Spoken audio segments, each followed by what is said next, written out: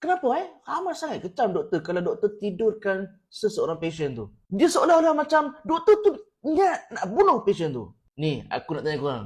Apa ingat ditidurkan waktu COVID je ke?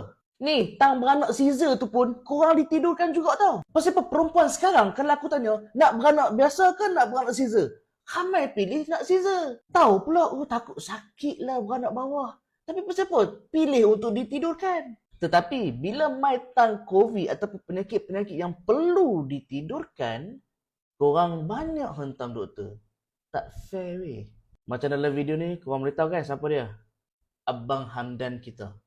Ditidurkan kerana aku tak tahu lah sebab apa, tapi apa yang aku baca dekat sini, beliau ada masalah jantung, ada masalah paru-paru berayak dan ada kuman dalam paru-paru. Yang mana ketiga-tiga komplikasi ni memang berkait rapat. Aku tak baca lah report Abang Hamdan, tetapi apa yang aku boleh teorikan adalah yang ni just pendapat aku. Kita nak belajar sama-sama. Macam mana kuman boleh ada dalam darah kita? Sedangkan Allah Ta'ala cipta darah kita steril. Tak ada kuman langsung. Okey, dalam kes Abang Hamdan, kemungkinan kuman tu, aku cakap mungkin lah. Kuman tu datang daripada, macam mana aku habaq tadi, kes Abang Hamdan ada masalah paru-paru berair dan otot jantung membengkak. Dalam bahasa Amerika, otot jantung membengkak ni kita panggil sebagai hypertrophy. Kemungkinan ventricular hypertrophy lah. Dia senang nak faham macam ni. Jantung kita normal macam ni Tetapi bila salah satu bengkak ataupun kedua-duanya bengkak, jantung tak berupaya untuk pump darah. So bila benda tu berlaku, darah tak pergi mana? Berkumpul kat jantung je. Lama-lama, darah akan berkumpul sampai ke paru-paru. Jadi sesok darah penuh. Last-last, air dalam darah boleh meresap masuk ke dalam paru-paru menyebabkan paru-paru berair. Inilah kita panggil sebagai pulmonary edema. So macam mana jantung bengkak, paru-paru berair boleh menyebabkan kuman dalam darah? Yang ni just aku punya pendapat lah kan. Jangan jadikan pendapat aku sebagai diagnosis. Ni just kita mengajar sahaja. Dan macam kita tahu udara ni penuh dengan kuman, betul? Dan apabila paru-paru tak boleh berfungsi dengan elok, kuman yang kita sedut dalam udara akan terus direct ke paru-paru, yang mana paru-paru kita ni penuh dengan salur darah. So kuman tadi senang nak masuk ke dalam salur darah sebab paru-paru kita tak berfungsi. Bila paru-paru tak berfungsi, apa jadi? Penukaran oksigen dengan karbon dioksida pun tak berlaku. Sebab itulah bila orang ada masalah paru-paru, dia akan bernafas laju. Dia bernafas laju sekalipun, udara masuk, oksigen masuk, tak singgah ke paru-paru. Sebab itulah bila korang cek darah dia, oksigen still drop. Walaupun nafas laju. Sebab apa? Paru-paru tak berfungsi. Dekat paru-paru lah penukaran oksigen dengan karbon dioksida berlaku. Dia seumpama macam hang bernafas ketika rest dengan bernafas ketika jogging. Apa beza dia? Waktu jogging hang tercungap kan? Pasal hang tercungap, oksigen dalam darah makin low. So untuk recover balik, hang kena nafas laju.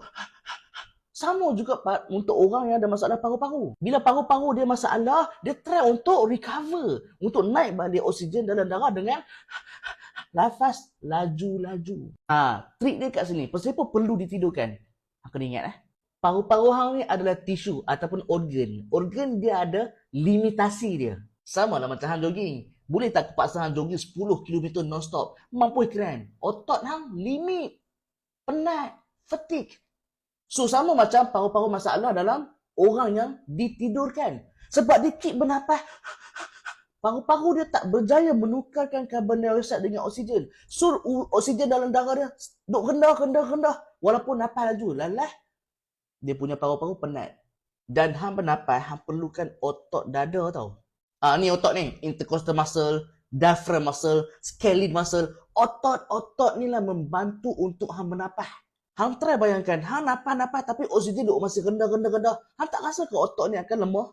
Dan pada satu tahap, otot ni akan kurang dan stop berfungsi. Kalau otot ni stop berfungsi, macam mana hang bernafas? Dan satu lagi, bila hang nafas kuat sangat tetapi oksigen masih rendah, last boleh menyebabkan degupan jantung stop. Hang akan meninggal secara mengejut.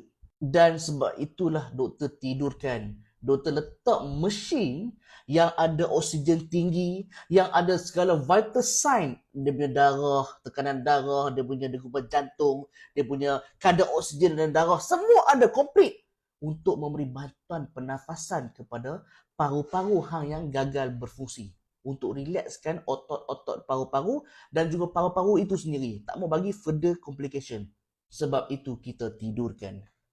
Dan kenapa meninggal juga? Bukan tidurkan terus korang meninggal, bukan. Habis tu, hang buat Caesar, hang meninggal ke lepas tu? Kebanyakan kita bangun balik kan, kita sedar balik kan. Sama macam orang yang ditidurkan dekat ICU. Dia ada percentage untuk survive, percentage dengan tak survive.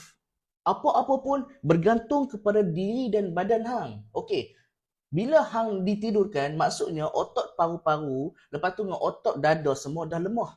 So kita bagi bantuan pernafasan yang tinggi oksigen. Nak survive ke tak? Okey, yang ni. Bila doktor dah bagi oksigen yang tinggi, bergantung kepada otot hang dengan sel dalam paru-paru hang. Nak terima ataupun tak oksigen yang tinggi tu. Ada setengah orang bagi oksigen tinggi pun dia punya oksigen dalam darah still rendah. Maksudnya oksigen ni tak masuk ke dalam paru-paru. Maksudnya sel-sel dekat sini tak mau terima dah oksigen. Dah gagal. So maksudnya dia memang tak boleh survive. Sebab itulah doktor adalah antara ataupun kita panggil asbab kepada kesembuhan korang. Yang nak sembuh ataupun tidak adalah sel badan korang sendiri. Macam mana sel badan kita terima perubatan doktor? Ada setengah, hang demam. Hang makan ubat demam tapi demam hang tak kebah. Maksudnya sel hang tak mau memberi tindak balas kepada ubat tu. Walaupun ubat kita bagi, tetapi sel kita tak mau terima ubat tu. Sama juga macam ni. Ada setengah doktor bagi oksigen, tetapi oksigen tu tak mau, sel badan tak mau terima oksigen yang doktor bagi. Sebab itulah kalau walaupun di intubate pun, dia punya kadar oksigen makin rendah dan ada yang meninggal. Dan ada yang survive. Survive kenapa? Bila bagi oksigen, sel otot badan dia terima oksigen tu untuk berfungsi. Dekat sini korang boleh nampak apa yang punca kepada kesembuhan korang adalah penerimaan sel-sel badan korang kepada perubatan-perubatan luar. Kadang-kadang dos doktor bagi cantik dah. Dos dah betul, perkataan semua betul. Tetapi bergantung juga kepada macam mana tisu kita menerima ubat. How body works ataupun responds to medicines. Sebab tu kami belajar pharmacokinetic dengan pharmacodynamic. How body does to drugs, how drugs does to body. Itu maksudnya. Faham?